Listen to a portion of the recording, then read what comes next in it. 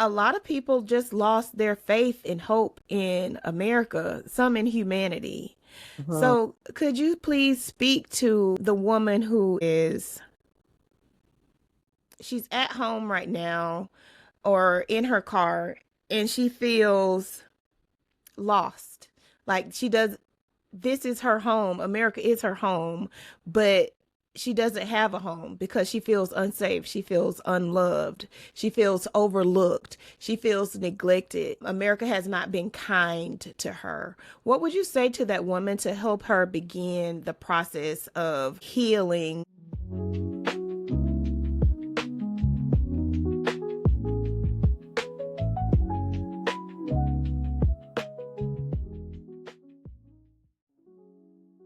Hey, everybody. Welcome to another episode of the Capeless Collective. I'm so excited for our conversation today because I feel like it is very timely. And I'm here with someone special who I'm going to introduce you all to in just a minute. But I want to share with you all first our topic. It's are tired. And by we, I mean us girls. And we're going to discuss today why Black women are so frustrated with America today. I'm sure y'all already know why a little bit, but we're still going to dive into conversation and discuss it a little bit more. So I have with me today our special guest, DeShelle Burrowes. DeShelle is a licensed professional counselor, certified life coach, national certified counselor, certified mindfulness practitioner. She is a trauma somatic psychotherapist specializing in curating safe spaces for women of color to process, heal, and be heard. She is the owner of The Pathway to Wellness LLC in McDonough, Georgia, and helps women navigate challenges like anxiety, depression, postpartum issues, sexual health, and trauma. Passionate about somatic healing, DeShelle also created the YouTube channel Somattically Sensual to guide women in reconnecting with their bodies. She's the South Atlanta coordinator for Postpartum Support International and founded the Mommy Tribe, a support group for moms of color. When she's not supporting others, DeShelle prioritizes her own wellness through meditation, prayer, and spending quality time with her family. So, Capeless girls, welcome DeShelle Burrowes. Welcome, DeShelle. Thank you. Thank you so much for having me.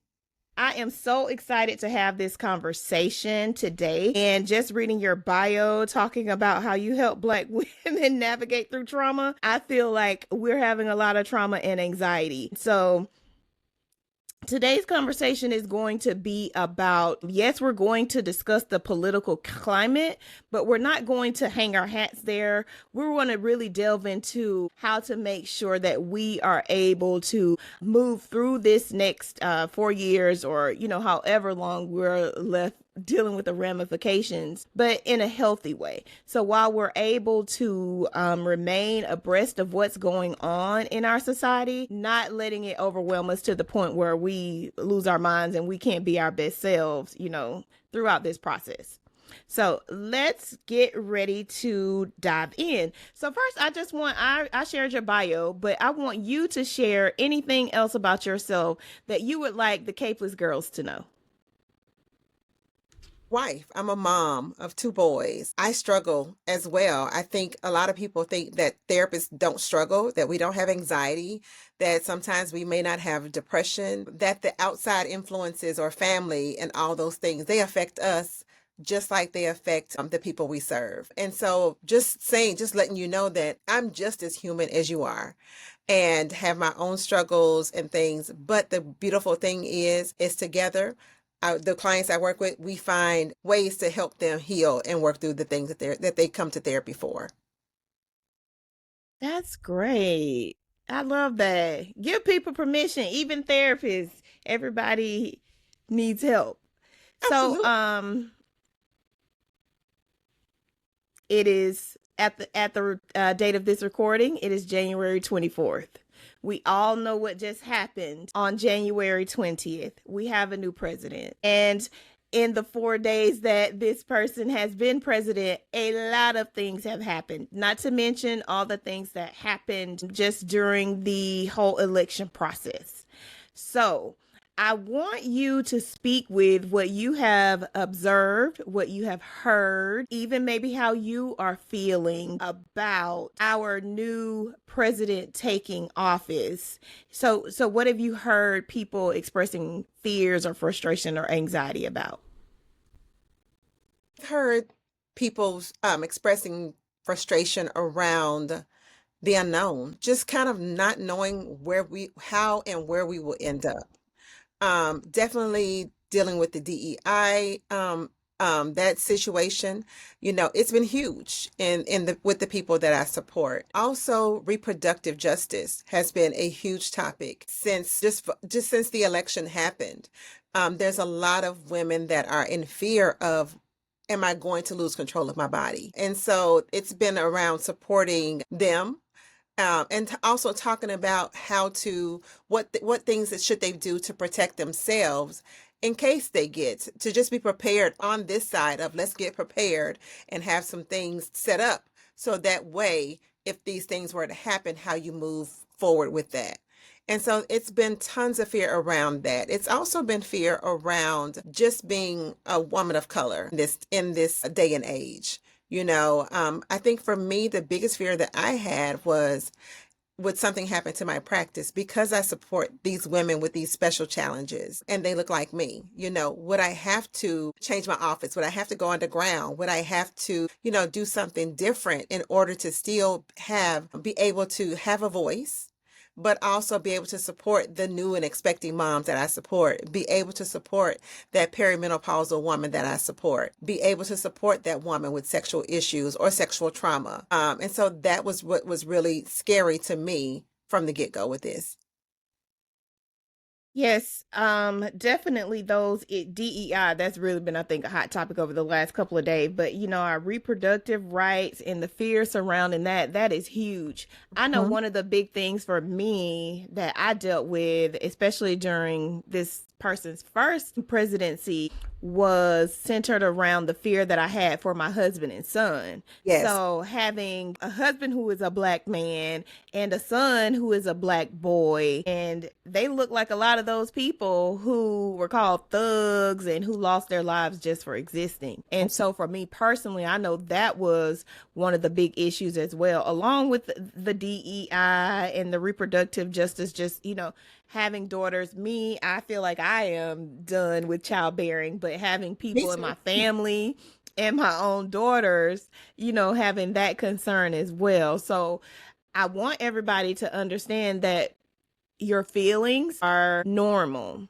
And valid. and they are valid, so that you are amongst other people. Like, I would venture to say most black women are probably feeling, if not all, some of the exact same things that you're feeling right now. So I don't want people to feel like, okay, maybe I am overreacting, but then also let's have conversation about how to cope.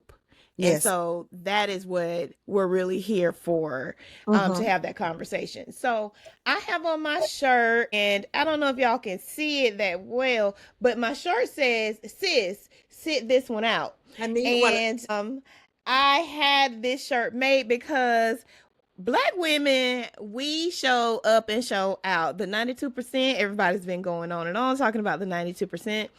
92% of African American, Black is what I choose to say, women voted Yes. for the Democratic candidate, which was Kamala Harris. And like I said, we showed up, we showed out. We were at the rallies. I participated in quite a few rallies myself. We were out, we were advocating, we were raising money, we were pushing the important issues, not talking about the price of eggs and bread, even though that is important. But, Hmm. when you need health care and you can't get it, you don't need eggs if you're dead.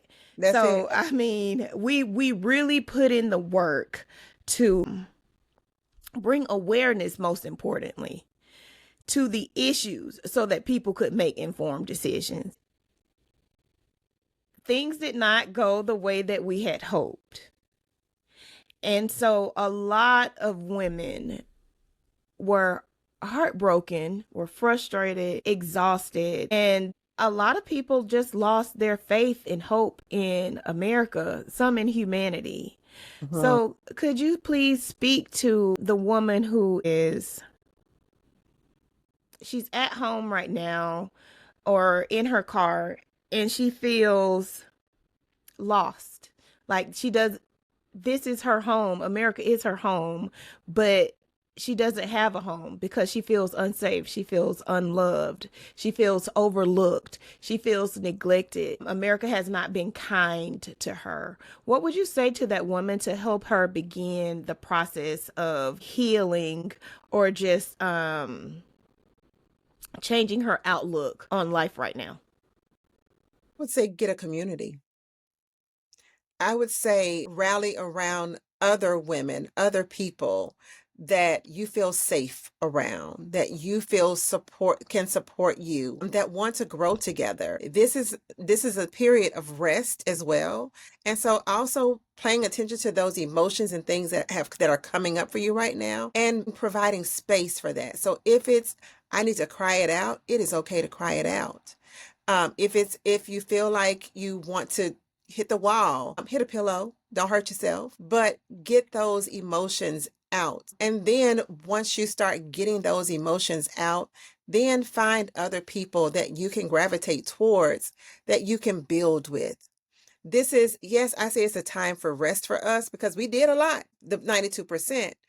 But I also say it's time for us to, instead of us putting that energy out into the world for other people, it's time for us to build up ourselves, figure out how we can make the advancements we need to make for ourselves, then for our families, and then for our communities. Because 4 years, we could be in a totally different place in 4 years if we are diligent and making the proper moves and connections to still grow. Growth can still be had even in spite of all this stuff that's going on with this presidency. And that's going to still come down the pipeline from this presidency. Thank you for that. So, I know you talked about, you deal a lot in somatics. So first, for someone who may not be a health professional or know a lot about mental health, can you speak to what that is and the mind body connection? Absolutely. So somatics is body. Soma is your body. And so what that is excuse me, helping us to connect with our bodies again. And so the type of therapies that I do, I involve our emotions, which is hard, especially for Black women, because we've either been told to push our emotions down or we're so busy trying to reach the next goal that we're leaping over our emotions. We're not even sitting long enough to feel because we've got to get that next goal done. And so I like to help my clients stop and take notice of how are you feeling? What's coming up for you right now? Because our bodies hold so much energy, positive and negative. And so our bodies can make us ill simply from us putting those emotions down and stifling them. That's where we can get that high blood pressure, the diabetes, definitely anxiety. All these things can come up for us. And let's not talk about gastrointestinal issues that a lot of us are facing now, autoimmune diseases. And so that comes from us ignoring those subtle symptoms and signs that that if we had addressed them then, that we may not be in the place that we are in now.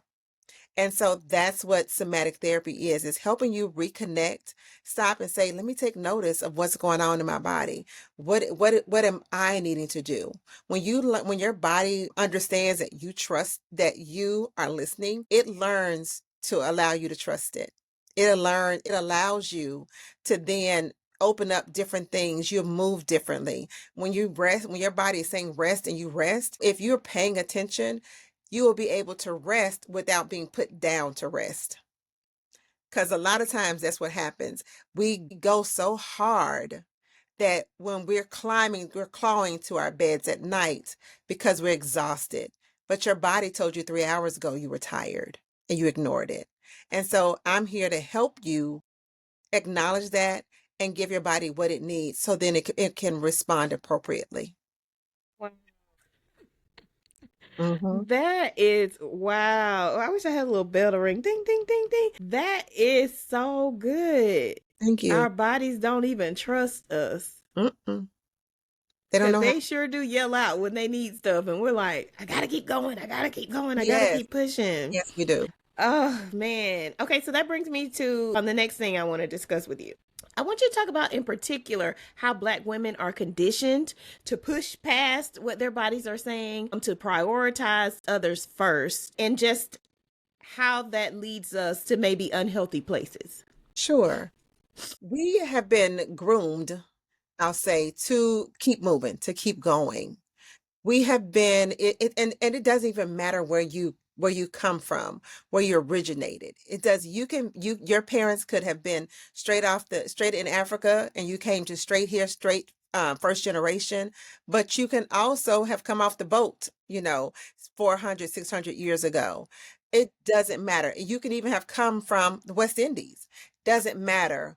All of us still have connections to being pushed, being having to be our best, having to not pay attention to us and to keep going and to support other people, putting ourselves last. We have seen our parents do it. We've seen our grandparents do it. We've also seen our great grandparents. If you didn't see them, it's possibly because they pushed themselves so hard that their bodies gave out beforehand. But this has happened simply by and it's happened simply by the slave trade, by the people that owned the plantations and the slave masters and things, where you weren't allowed to think, to feel, to be. You were just allowed to take care of other people. And so that's where it comes from. And then it also stems into our own way of parenting. We put our children first, of course, and we're also told to put our husbands first. So if all these people, your coworkers, your boss, the different people that you're working with in business meetings and things, if they go first, if then you come home and your children go first, and then your husband goes first, what's left for you? Right. When do we go first? When do we go first? And so I kind of talk to my clients and kind of help them see that if you don't put yourself first, you're not giving quality, which is what you want to give to all these other sources, but you got to give quality with you first. And then you will see this beautiful flower unfold where you're able to give so much more and so much quality, not quantity, but quality time and attention to all these other things that are important to you. You got to be important to you first. That's yeah. I was on Instagram yesterday, and I'll have to go back and look so I can attribute it to the person whose video it was. But she was talking about how Black women, like, it has been ingrained in us almost to the point where it's in our DNA to always put other people first, or to not be seen as beings who deserve to be cared for, to be protected, to be loved. And she talked about how um, Black women are hypersexualized. Mm-hmm. And so even from a very young age, little Black girls are hypersexualized. And Mm-hmm. so from there, they're seen as women, not these soft little babies who need to be nurtured and loved and cared for, but these, like small women almost. And typically in African American homes or in Black homes, Black girls have more responsibilities Yeah, than their brothers and things like that. They're given the task of being responsible for younger siblings if they have them, or being responsible for cooking meals, or doing those chores or things that a mom would do if the absolutely. mom had more time. Mm-hmm. And so from a very, very small age, we are taught that we have to be very mature and very responsible, and we are not allowed, as much as girls or women in other races, to be free to be a kid. There Just are a yeah, lot more adult-like responsibilities placed on us from a very young age. And so I think we learn very quickly as Black women that we have to shoulder burdens that other people do not shoulder. And not only that there's an expectation, but that there can be consequences if we do not do absolutely. that.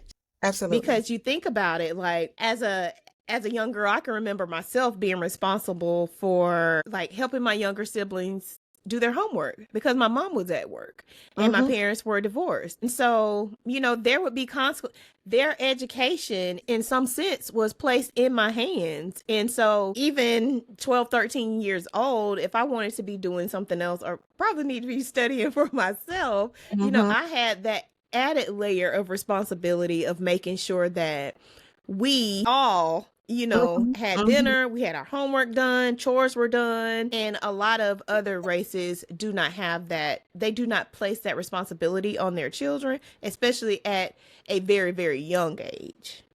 Because no 10-year-old should be supervising No, other children. absolutely not. Absolutely But I not. was. But Right. again, my mom was also in her own struggle of being a Black woman and trying to take care of 4 kids on her own. And You do. so, it's a cycle for us. And so conversations like this need to happen to make Black women aware that it is not our responsibility to always put everybody first, Mm-hmm. and that we have to take time to love on and care for ourselves, because if we don't, like you said, we might not be here much longer to even pour into future generations, or we just aren't living a quality life. Like, we're here but we're not here. And so it definitely, I think I have always kind of had that conversation with myself. Not that I had a terrible childhood by any means, but I was much more aware, and I wanted to make sure that my daughters did not, they all had the equal amount of chores, and none of them were responsible for looking after the other. My husband and I, we're their parents. We did that. And Yes. so I think we gave them the opportunity to be children much longer and to be free spirited and just be young girls and be silly. Yes. And I hope that people hear this conversation, and if they haven't been doing it with their daughters, they start. If they don't have daughters yet, that they take this with them into motherhood and remember those things. Absolutely. Because from slavery, we have been taught to make sure everybody is okay. Because the way that they stripped the Black man of his masculinity and humanity, Yes. and taught Black women to teach their Black sons to shrink themselves, and then we took on the responsibility of making sure they were alive and making sure they were okay, and we've just continued on and on and on and on and on. And I think that what this election taught us is that we have tried to save and take care of everybody, which is the whole point of this capeless collective, is Right. about Black women taking off their capes and not feeling the need to try to run to the rescue and save everybody, because we were shouting from the rooftops Mm-hmm. about all these things that were going to happen, Yes. And and it's they were concerned it's about eggs and bread. mm-hmm. Mm-hmm. I like to talk to my clients about what time that white woman get off work. If she got off work at 4:30, why you still working at 6 and taking stuff home with you? I'm guilty. Oh, I done called you out. Yes, it's important because that's another issue. That's another step where you're not taking care of yourself, but you sitting here watching your counterpart leave at 3:30, 4 o'clock, or they show up when they feel like showing up, but you're there every day on time, clocking in at 7:30 when you got to be there at 8. You don't leave till 6 o'clock. Meanwhile, you're running home. You don't eat till 8 or 9 o'clock. It's a vicious cycle. And then you get in the bed because that's all you got the energy left to do. Yeah. Does that sound familiar? Yes, it is. And again, that goes back to that conditioning. We're Yes. taught, look, I got my little mug too. I don't know if y'all can see it. My mug Grace says over grace grind. over grind, Yes. because again, we are conditioned to go hard. Yes. Like, it's so crazy, because I am in this space of unlearning, which is why I wanted to create this podcast so we could all learn together. Right. But like you said, I was the one who, I was going to outwork everybody. Now I'm not going to come to work early, but I was staying late Yeah. and, just making sure that everything I did was at a very, very high level. Mm-hmm. But then you get passed up by mediocre white men who just do the bare minimum, and in their whiteness and their privilege, they're able to, get all these promotions. And then you have the white woman who is seen as this delicate flower, who is seen as soft. She needs to go home and be with her kids. Why Mm-hmm. can't you understand? But then we are not viewed the same way. We're expected to be workhorses. They can do it all. But I think for so many years, we have affirmed that belief. Yeah, we can do Absolutely. it all. And here we Absolutely. are on the inside, falling apart, breaking Mm-hmm. down, health Yes. in shambles. Mm-hmm. No more. Mm-hmm. I say no Yeah. more. We are No more. tired. No No more. more. Leave it And right where it's at. Yes. as terrible as it is to have who we have running our country, I hope this is a wake up call for Mm-hmm. more Black women to embrace staying in your lane, Mm-hmm. being very mindful of who we call allies, Yes. not trying to save everybody, and embracing the soft life. And I Mm-hmm. don't mean like luxury bags and vacation. I mean like soft, as in being soft and gentle With with yourself. yourself, Yes. with Mm-hmm. yourself. And Mm-hmm. that is what we have to learn. And that's Yes. what you're going to help us with today. Mm-hmm. So I want you to talk about, okay, so we've already talked about how we did a lot during the election, and now we're let down. And Mm-hmm. you talked about a good place to start is community. Mm-hmm. Yes. But how do we, I don't want people to think this conversation is completely about washing our hands Mm-hmm. of What's the going on? issues Right. and everything. Mm-hmm. So, can you talk about what it looks like to be balanced and how to care for your community and society and things that are happening, but not to the detriment of yourself? Absolutely. So that could look like making sure you're getting in the self-care that you need. And when I say self-care, ladies, I do not mean getting your hair and your nails done. That is not self-care. That is maintenance. You was gonna get your hair and your nails done every 2 weeks anyway. So let's not, I have a lot of clients and that's exactly where they start is talking about, oh, I'm gonna get my hair done and my nails done. And I'm like, that ain't self-care, that's maintenance. And so self-care looks like working out. It looks like, and I'm not saying go hard. Once again, we ain't going hard. I always tell my clients, I have clients that, oh, okay, I'm gonna start 4 days a week. It's New Year, new me, it's January. And they always want to go, I'm gonna go 4 or 5 days a week. And I said, no, how about we do 1 or 2? And they kind of look at me because they're waiting on this huge weight loss and all these transformations. And I tell them, but the problem with that is you burn out faster. But if you pace yourself, then you'll see the long-term effects and the long-term goals of the work that you're doing. And so this looks like you practicing self-care 1 to 2 times a week. When you get good at that, if you want to add a third day in, perfect. If not, stay at the 1 to 2 days until you've crafted and perfected that. And then you move up to, 3 days and then four and and then five. But I want you to also be paying attention, listening to your body. I like to talk about doing things like body scans, where you're checking in with your body multiple times a day, just making sure you are meeting the needs of your body. Have you eaten today? Y'all can get up. I will say y'all can get up and hit the road with your cup of coffee in your hand, running into work, getting into work, working all day. All of a sudden, you're about to break off somebody's head because you forgot to eat. And it's now 2 p.m. And so this is where this has to stop. You need to be checking in with the body scan and saying, okay, what's going on with me? What do I need? What am I needing in this moment? Why am I feeling crabby? I forgot to take my medication. I left my medication at home. I forgot to eat and I left my lunch on the counter at the house. So it's about figuring out, okay, I've been sitting here for 7 hours. I need to get up and walk around. My body is cramping up on me. Why? Because I've been sitting so long.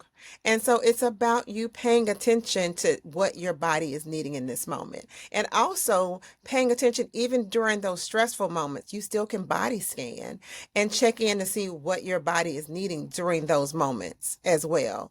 And then give it what it needs. That's how your body, again, learns to trust you. That's when you get those signals about what really matters when your high blood pressure is up.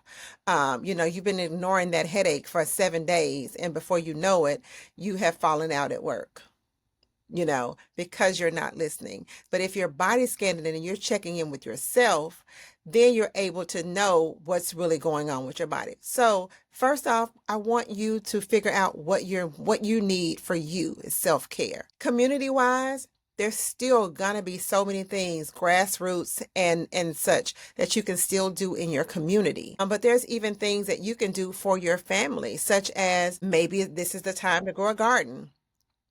I have tried to garden a few times, but this year I'm trying. I told my husband we're gardening. We're going to figure this thing out. I don't know what I'm doing, but I've been on, a few videos to try to figure it out. And so these are things that, one, it may provide us with a sense of calm and a sense of peace of gardening. But two, then we have the vegetables we need. Maybe we can barter with Kim and say, hey, Kim, I got collard greens. You got some cabbage over there. And so then that way that also helps our community, that helps our family, and that helps us to get what we're needing to be healthier in this time frame as well. You could also do things such as being a part of a religious community if you feel so inclined. That definitely is a great thing to think of too. So that way you keep, you keep your religion at the forefront. Because of COVID, a lot of us have stopped going to church as much as we did. We might say that we're going to do online church, but we don't always do online church anymore. We find other things to do on a Saturday or a Sunday. But this may be the time to kind of connect in with the community. Also, as far as your family is concerned, I say it's important in your community that people know who you are and who your family is. Like Kim says, she has a Black son. I have two. And so I try to tell my kids, we got to get out in the community because all my neighbors don't look like me. And so, but they've known my children since they were we moved here when I was 1 year, they were 1 year old. And so, but now my son is 15 and 6'4". And so, we know what that can look like to other people. But I'm telling him, we got to get, I want you to kind of be out and let's go walking in the community so they can kind of understand, okay, that's her son, that's DeShelle's son. And that's, and so they can equate, this isn't a scary Black boy. This is a part, the young man is a part of the community. And so also doing that as well would be helpful for you and your family. But it's all about you figuring out what you want to do and how you want to be a part of said communities. And get in where you fit in, but making sure you're making time for you first and foremost. Thank you. Self-care is not getting your nails done. It is not getting your That's nails. maintenance. That is maintenance. And I say it just like, no, ma'am, that is maintenance. Let's not do that. And they be laughing because they'll try it. There's tons of, like, I have a coping skills list, that you could get if you wanted to. It's called 90 Beautiful Coping Skills. And it talks about having a playlist. It talks about having maybe journaling, maybe doing some art, maybe going for a walk, maybe reading your Bible, maybe phoning a friend, or whatever your coping skills are, to kind of bring those back. Sometimes we forget coping skills are no more than things that bring us enjoyment. It doesn't have to be labeled coping skills and I'm coping, but it's about what's bringing you enjoyment. You can go from childhood up. So if hopscotch brought you enjoyment as a child, try hopscotch. If your knees ain't bad, try hopscotch as an adult because that may bring you enjoyment again. And so it's about doing those things that bring you enjoyment. I love that. Thank you for clearing that up because I think even while I do have some coping skills like journaling, writing, reading books, I think even I have been guilty of, saying, I'm doing some self-care, some self-love. I'm going to get my nails done or my toes done.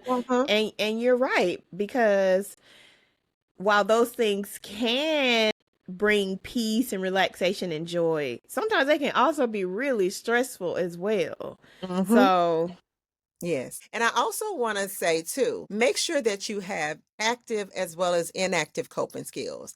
They can't all be like Kim, all the coping skills you described are things that you would do when you're sedentary. Journaling, what else you said? Reading your Bible, I think, reading, but also make sure that you have active coping skills, such as going for a walk, dancing around your home, going to a Zumba class, because some of that anxiety and things that we have that our body's holding on to, we need active ways of getting that out of our systems. And you can find that if you're dancing, doing hip circles, opening your hips up more, then that helps you release some of that anxiety or tension that you've been holding onto your body. And I also like to say, because I do have some people that they give me all the active coping skills, but no, regular sedentary ones. And I always like to give them the analogy of, you can't be driving around 285 and think you're going to pull over and meditate.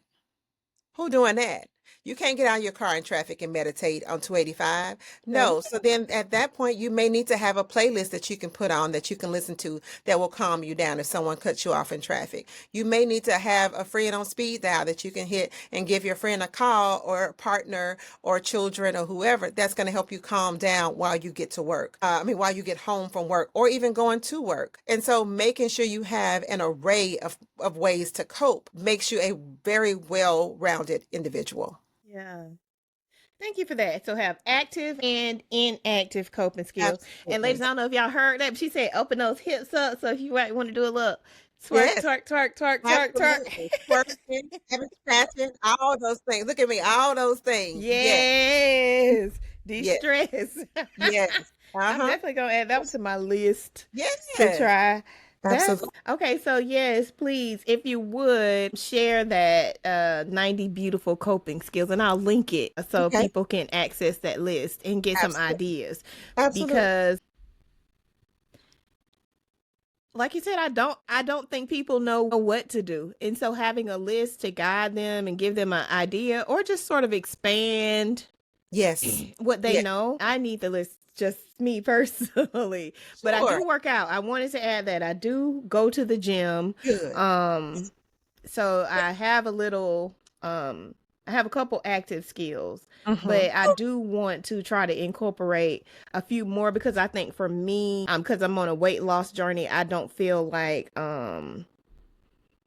the exercising that I am doing, while it makes me feel good, it is a very much grinding style of Yes. exercise. So I Yes. may need to incorporate walks that are just sort of, mindfulness walks for self care Absolutely. And so yoga. that I'm Like not, yoga or stretching also as well. okay. Yeah. Mm-hmm.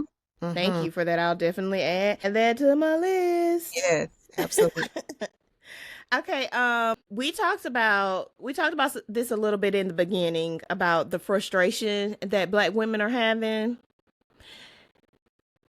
And I know a lot of people are bombarding themselves with a lot of information right now. Mm-hmm. So, how do you recommend staying in the know, but not doing too much? And what are some signs people should pay attention to when they're trying to stay abreast of all these current events, Mm-hmm. but it's becoming too much? So, how do I stay abreast and not get overwhelmed? And what are some signs I should be looking for in my body to let me know I'm doing too much? And so I say limit your outlets of where you're getting your information from. First and foremost, we can't watch CNN, Fox News, Fox Atlanta News, CBS. We can't do all Good Morning America because that's inundating us with all this news. And so as you're doing that, pay attention to what your body's doing. Taking in all that information, you can start your morning off amazing, but it feels like every time you're getting beat down more and more as you hear these stories over and over again. And so once you figure out which outlets you want to use, then I say limit the amount of time that you hear these stories that you're hearing. A lot of the news, they circulate the same stories and over again. If you've listened to that thing more than once or twice, it may be time to turn your TV off because all you're doing is reliving this traumatic time over and over and over again. And so by doing that, then that helps you to be able to be, okay, I'm in the know. I know just enough, but I now can step away from the rest of everything else. Trust and believe, there's other sources. You're going to get information from all the social media outlets. So you're still going to be abreast of what's happening in your day. It just by turning on social media. I turned on, and soon as the first person came up was a news outlet because of this week and all the things that are going on. It was either that or the snow, And so you're still going to get information, and you also may want to pick better outlets for you that more resonate with who you are as a person. And so if you're listening to, the other people's news, that you may get a whole nother view than if you were to listen to something else that kind of resonates with who you are as a person. Gotcha. Also. Okay. During COVID, let me tell you. Mm-hmm. So I started having panic attacks during COVID, and I did exactly what you said. Don't do it. Y'all, I'm like a case study because I am really like nerdy, and I love to read. I love to research. I want all the information. I love to consume information and analyze and synthesize and process. Like that kind of stuff brings me joy. But what happened was I was watching every single I was reading on people's people were posting like as their family members were transitioning, just going through the entire process of from finding out to death. And I was right there with them through the whole process and just taking all of that stuff in. And my daughter during COVID, she had just graduated from nursing school and she was working at a nursing home, and she ended up contracting COVID from work. Y'all, when I tell y'all I had a complete and utter meltdown, my husband was like, oh my God, what is wrong with you? It was because all of that fear and anxiety that I had consumed from other people, it just all came pouring out and I lost it. And it was from that moment for like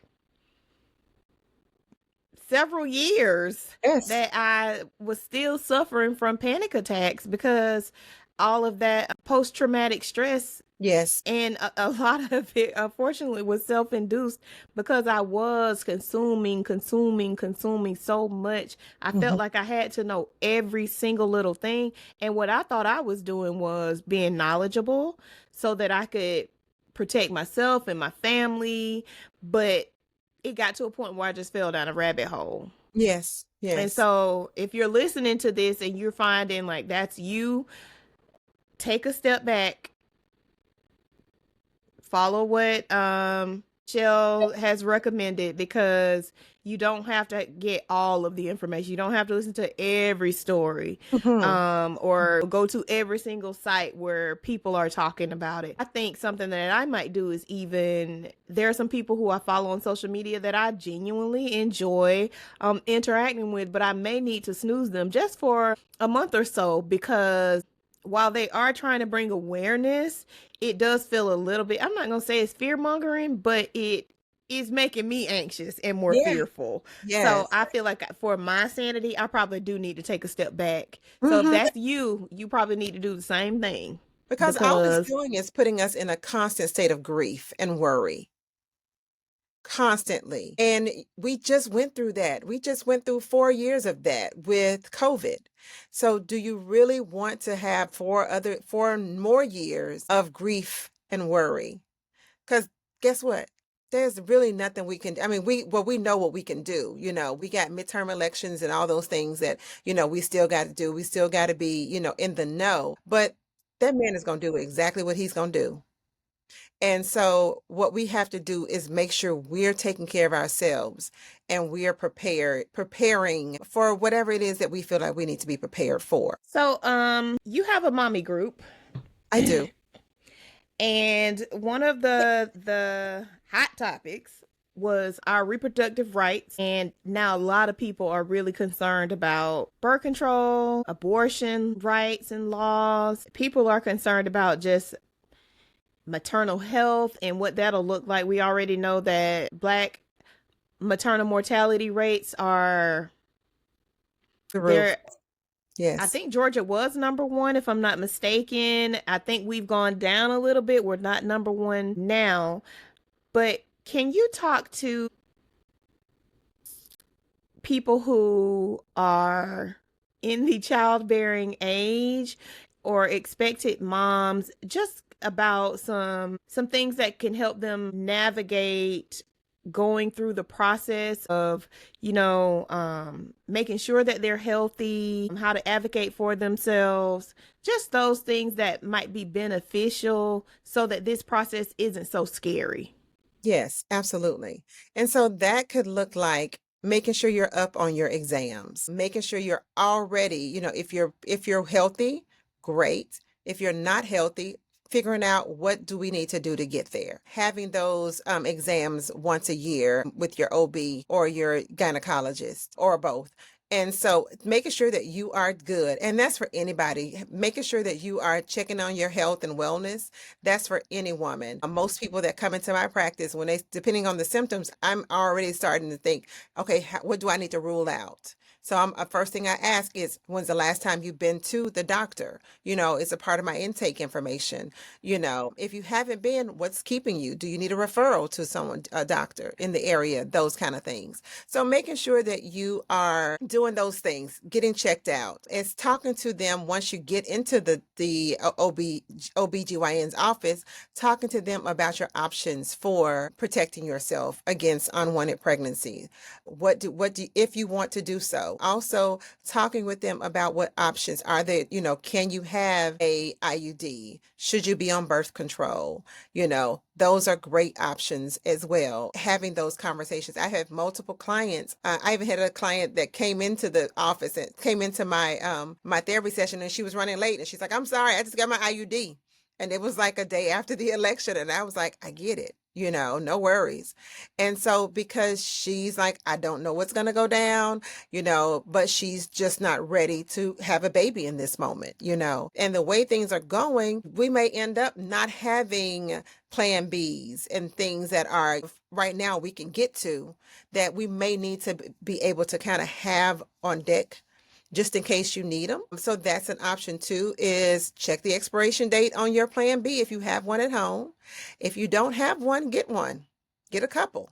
And so that way, because you may need it, your friend may need it, your sister may need it, whomever.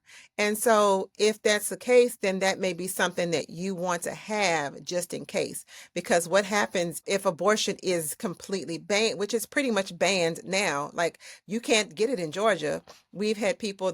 I've known people that have had to cross multiple state lines in order to get abortions right now.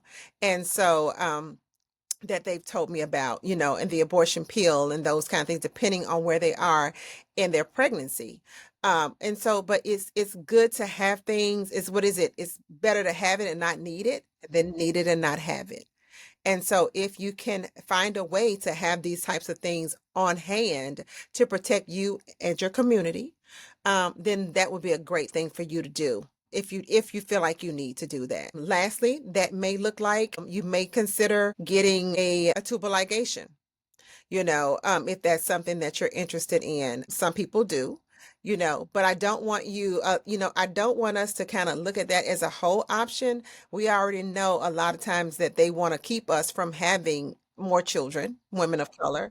And so that's usually the first option if you have fibroids and things. There are other options out there without them taking, your whole opportunity, your whole chance of having more children if you want to. And so looking into those other options, if your doctor is going straight for those procedures, then you may need a new doctor. And so, and going to one, speaking with your community, who do you trust? Who can I go to that really is going to hear my issues and what I have going on, whether it's reproductive issues, whether it's fibroid issues, but making sure you have the right people in your corner that's going to care for you, hopefully no matter what goes on in this presidency. It's really scary out here for these OBGYNs as well. And it's not even just necessarily the government. It's also regular folks. that have these beliefs around how reproductive rights should look like in this company, in this country. And so it doesn't necessarily have to come down from the top. It could be your next door neighbor that has an issue with what you're doing and then be reporting. So do what you do, but make sure you move as quietly as you can around protecting your health. How would you recommend Black moms, either women who are going through the process, like maybe they're getting help with infertility, or they are, um, they just found out that they're expecting. How would you recommend that they advocate for themselves when they are going to appointments or, talking to doctors? Absolutely. Keep talking. Keep saying when something's not right. If your doctor's not listening to you, switch doctors, period. Also, bring in other people.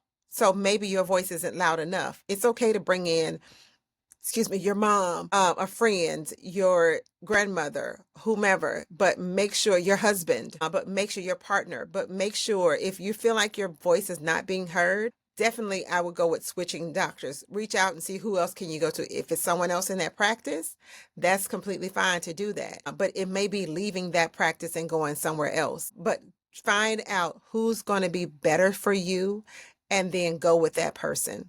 Absolutely. Yeah, no, I'm sure you heard about it was on the news. There was a young woman who lost her life because she had taken a plan B, um, and then was experiencing some pain and bleeding, and she went to the hospital and they didn't help her, and she ended up, losing her life.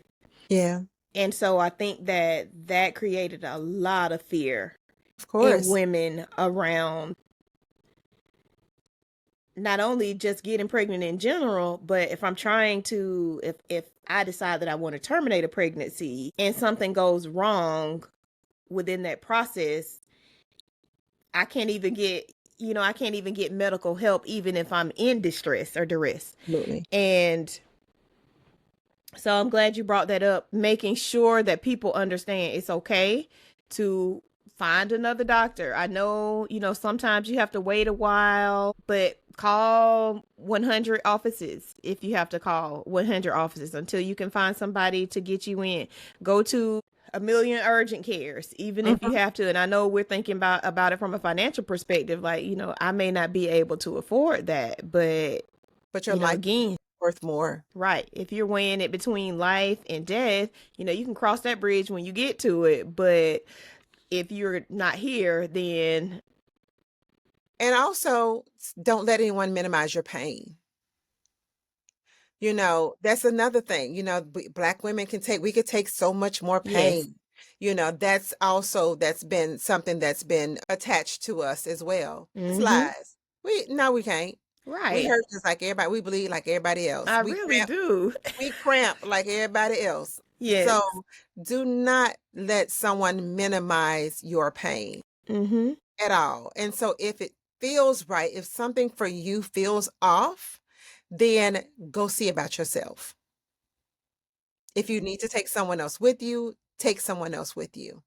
I've literally gone into hospitals. Someone has reached out to me via PSI, Postpartum Support International, and I've met them in the hospital just to be with them because they didn't have anyone at the time, you know. And so do what you have to do to make sure that they are okay, that you have what you need to be okay. And so keep talking, keep sharing, keep saying what you're doing. Do not let someone minimize your, oh, it's just this. How you know? Let's check it out and be sure that that's what it is. Keep talking, keep shouting until someone listens to you. Is that something, what do you call it, postpartum international? Is that something that everybody has access to?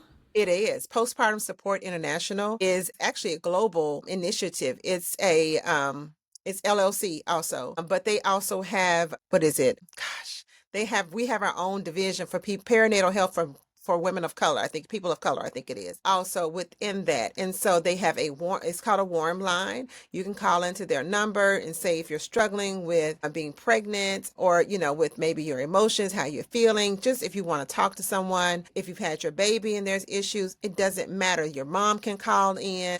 They provide resources. They let you know we have tons of support groups with PSI that are both all over the country that you can tend to in person, but there's also virtual support groups as well. And there's a Facebook group.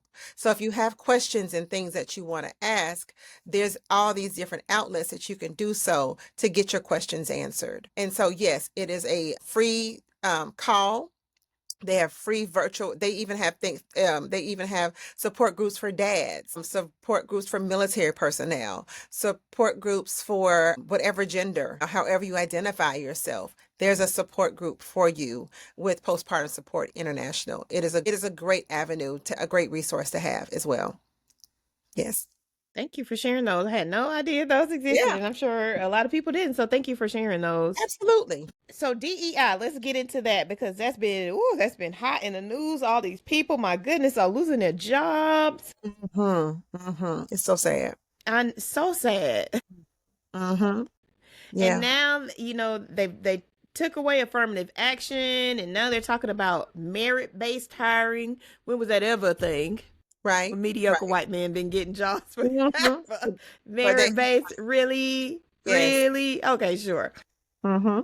But so with DEI, we have a lot of people losing their jobs who had DEI positions. And then we have people who are just concerned, maybe because they have like health issues or, they have,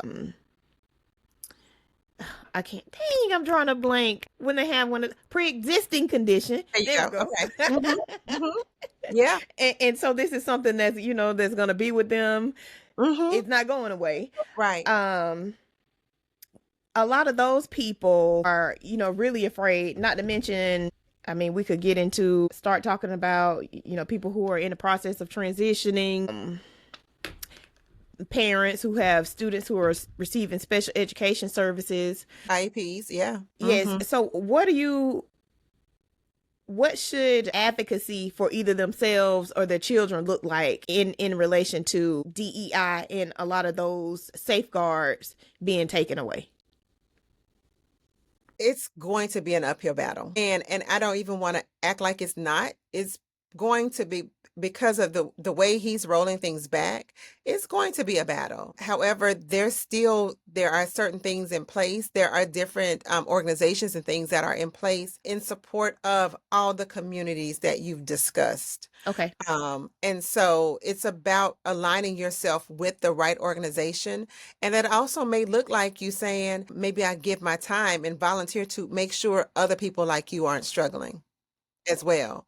And so it's about kind of figuring out where you need to go, start looking at that now while these things are still in place, if you can. And then talking to them, okay, hey, so if you guys stop working, who do I need to speak to? Where would I go? Like, start making those connections if you can, while the open light is still on. You know what I'm saying? So while they still exist, while ask they're questions still now. existing. Absolutely. Okay, good. Thank you. Yeah. And so while that open light is still on and saying we're still in business, until go ahead and say, okay, well, what happens if you close down? Who's my next point of contact? And so, and then making time to say, hey, let me call the next point of contact and go ahead and get familiar. Let me look them up. Let me research them. Like Kim is a big researcher. Let me research them, find out all the things I need to know beforehand, before I even contact that next point of contact. So then that way, hopefully you can get the services that you're looking for. Also, it may look like, creating groups, creating support groups where you guys can come together and share information with each other. Hey, I talked to Grady down at, social services, and Grady said, that if I call, Helen, it's so-and-so, and so that way you have a community that you can come to, get those questions answered. Again, there may be people that have been through what you're going through, that are dealing with what you're dealing with. and they can definitely provide you with the resource that you need, or you guys can definitely be of support to each other as you try to figure those things out. All right, one last thing before we get ready to wrap up, I want you to talk Sure. about. Again, I laugh because it's just so ridiculous. Bread and eggs. Mm-hmm. So a lot of people claim that they did not vote for the not Biden, for Harris administration Right. because of the financial strain that they have been under for the past 4 years. Mm-hmm. I don't know if people realized it yet. Hopefully they have, but it's not going away. Them eggs still So $7. They are still $7 right now. the price of eggs is skyrocketing as we speak. I'm Mm-hmm. about to get some chickens and put them in my I'm telling backyard. you, I got a neighbor with some. I'm like, I need to rub elbows and see what they need because I need some eggs from them chickens too. Yes. So black women are typically not typically, but in a lot of homes black women are heads of households. And so contrary to what those other people thought, we are probably going to be in a situation where finances are still going to be an issue and the economy is not going to magically get better the way that they thought it was. So that's going to come with a lot of pressure and stress as it has before. And I'm laughing and I'm joking about the bread and eggs thing, but I get that that is a real reality because when I go to the grocery store, I clutch my pearls too. Mm-hmm. Mm-hmm. So, but what I'm trying to get people to understand is this administration is not about to wave a magic wand and it get better. So that's going to cause a lot of stress in homes and families, especially with people losing their jobs if they work in certain government positions. Mm-hmm. So is there help for those people, for those women? Do you have any recommendations for where they could maybe go and get support or like I'm addressing a lot of things, so I'm going to slow down. But my concerns are one, black women take care of many households, and the economy is not about to change. Right. Two, I might need some support. I might need a therapist. I might need a coach, but I don't have the money to even begin to pay for that. So, because we're in a situation where a lot of people thought that the economy was going to get better and it's not, a lot of people are about to suffer. Yes. So, if you have any, advice, recommendations, suggestions about moms who are dealing with the pressure of stress, they don't have enough for their families, or just for people who are, like I said, they need mental health services, but they can't even afford them because of the way the economy is. Mm-hmm. So I say first and foremost, look at your back of your insurance card. Call them, get referrals. Look on Psychology Today. Look on Therapy for Black Girls. Those are great resources for coaches as well as therapists. And so starting with, can I use the benefits I'm already paying for? Right? Because a lot of us like to just we'll pick, who's the shiniest and prettiest. But now we might have to just go with who we actually can afford. And so finding out, looking and see, and both the Therapy for Black Girls and there's My Therapist is Black. That's another website directory as well. But having those resources and checking in with those people, just looking on your insurance to see, okay, they accept Blue Cross Blue Shield or they accept United Healthcare. Starting there and then reading the bios and then selecting from what you have because that's from what you can afford because that's what you're paying for. Also, utilize those health saver, flex saver benefits. You do know they can pay for therapy too. And they can also pay for stuff at CVS, Yes. yes, absolutely. So that you're paying into that. So why not use it for what it's here for? And so utilizing those things as well. And then that's when also they may have a nurse line and a helpline at your job. That's a great place too, that you can say, hey, this is what I have going on. And, I need support around that. I have a lot of people that call me. I have a few doctors that refer to me. And so, and they're not even coming to me for therapy. However, because I am a person that has, I have a particular set of skills, so I have resources. And so I'm still happy, like, if you don't mind, can I text you a therapist that takes Blue Cross Blue Shield? Because I don't, oh, you have TRICARE, I can send you a therapist that accepts TRICARE. Oh, you're looking for a coach because you're dealing with a narcissistic abuse? Absolutely. I know a coach that's dealing with that can support you through that. And so, there are people, we're unicorns, but there are people out there like me that can connect you to the proper resources and channels that you need that can be of support of you. For Do you sure. know of are there any free resources that people could maybe access? So, Or if I don't have health insurance, where sure. would you point a person to go? So there's places like Grady Hospital. That's a great place for some free or discounted services. I think it was Mercer. I think they also offer some free services as well. Morehouse offers discounted services. I'm trying to think of some other places that I can think of off the top of my head. There are quite a few places, just depending on what you need. So possibly maybe call into a hospital, maybe speak with social services, Okay. because they often have pages and pages of resources. And so maybe, they'll be able to say, yes, call St. Joseph's, for this, or, go here for that, because they also offer those pages of resources. But there are a lot of different entities, pregnancy aid clinics.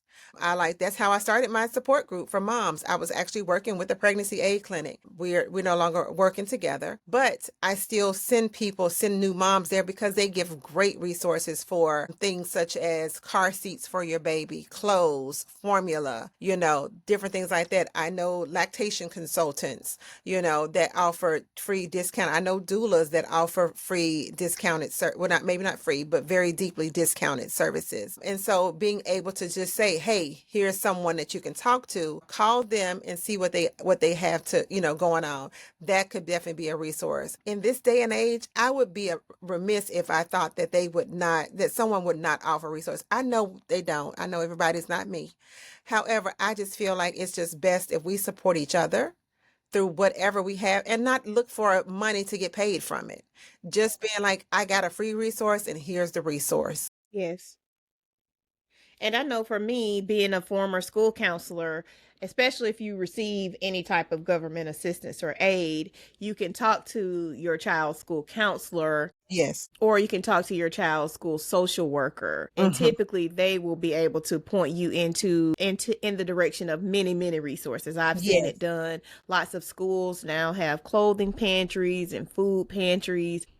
One of the social workers that I worked with, she was phenomenal. She would make sure that people had like gas cards, and she was great at helping people get into hotels if they, were experiencing homelessness, or if they were Yes. unhoused for some Mm-hmm. reason.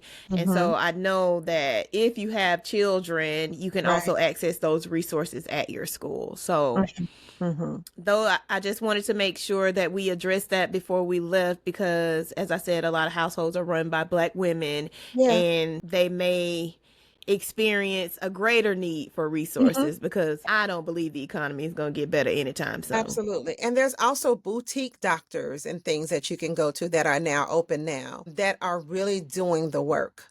That you may pay a monthly fee for, that you can actually have access to a doctor that looks like us, that can actually help you with your autoimmune disease, that provides supplements and things that help you, not necessarily medication that's going to make you ill. And so for a nominal fee, for $100 or $150 a month, that may be even better than paying what you're paying out to your insurance company on a monthly basis to cover your whole family. And so checking into some of those boutique practices, those may be more beneficial, and also healthier for you and your family as well. Great. Thank you. This has been such a wonderful conversation. So before we go, because I always like to wrap things up with a pretty little bow. So Black women, we appreciate your service. Thank you for all that you have done for America and society and the world, and all that you will continue to do. But we are now turning the focus more inward. And so Mhm. I'm going to let DeShelle close with some parting words, just some actionable steps, some more coping skills, whatever she feels like she wants to pour into you all to help us, as because it's a us, as we transition and we make this mind shift. Absolutely. So, one, I want to say it starts with you.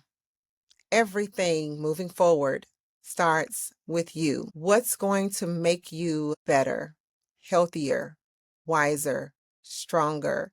What's going to elevate you first and foremost? And go from there. So that could look like more adding meditation, adding prayer, adding walking. It could look like having that playlist that you dance around to, cooking meals at home. It could look like playing with your children more, getting off work early so you can eat dinner at a decent time to take, so that way you don't eat and go to sleep with that food on your stomach and have your whole body working overtime at night. Looks like getting quality sleep, not quantity, but quality sleep. Using different things, yoga nidras, and maybe stretching and things before you go to bed to make sure you're able to rest fully, better than you've been resting before. If you're doing 3 to 5 hours at night, it's not enough. That's why your anxiety is through the roof, sis. So making sure you get quality rest as well. Having the checkups, making sure you're up on your overall wellness. That's number 3. We tend to forget that we got to get the breast exams and we got to get, the pap smears and things done. Make sure you're checking in on those things, checking your blood pressure. Also checking on your eyes and your teeth as well. It's not about, being the prettiest. It's about being the healthiest. And so doing those things for you as well. Next, calling your children, making sure that they're up on the things that they need as well. Also, if they're of age, take some things off your plate and put it on theirs. We do not have to do it all. We no longer do. And so making sure you kind of divide up the chores. Maybe you cook a meal 2 to 3 times a week, and maybe the rest of the house cooks a meal the other days. So that way you don't have to worry about coming home from work and cooking. Oh, did I forget? Leave on time at work. Stop staying late all the time. Stop doing it. Stop being the first one there and the last one to leave at night. And once you leave, separate yourself from that workspace. If you work from home, close the door, put a shutter up, whatever you need, but separate yourself from that workspace. Even looking at that space, if you work from home, provides additional anxiety and also makes you want to go back and check on stuff that the white folks ain't checking on. They don't care until in the morning when they go back and clock in. So that as well. Lastly, do some things, volunteer, get involved in your community and figure out how you can support your community. It could be as small as cooking, making a few meals and giving it to the homeless. It could be as large as going to a homeless shelter and feeding the homeless. It could also look like carrying someone to the polls to vote, but making sure that you're being a part of the community as well. And also being that example for your children. So letting them see that they also need to give back to the community as well. And lastly, making sure that above all else, you are paying attention to the needs of your body. What does your body need? Did I forget to eat? Did I body scan? Did I check in with myself a few times a day? Check in to make sure you didn't miss that meal. You didn't miss taking your meds. Check in to make sure that you got enough rest. Or maybe I need to go to my car and sleep for 10 minutes and then come back in. Paying attention to what your body is needing so that way you don't get the signs when you've gone too far. And so these are the things that I wish for you, sis. And then once you do these things for you, teach them to the sister beside you, the sister in front of you, and the sisters around you so that we all can be better 4 years and beyond. All right, ladies, we got our marching orders. Let's get to it. All right. So DeShelle, if you would let people know how they can find you, how they can get in touch with you, and what you have going on. Absolutely. You can find me. My website is thepathwaytowellness.net. You can find me there. You can find me on socials, Facebook.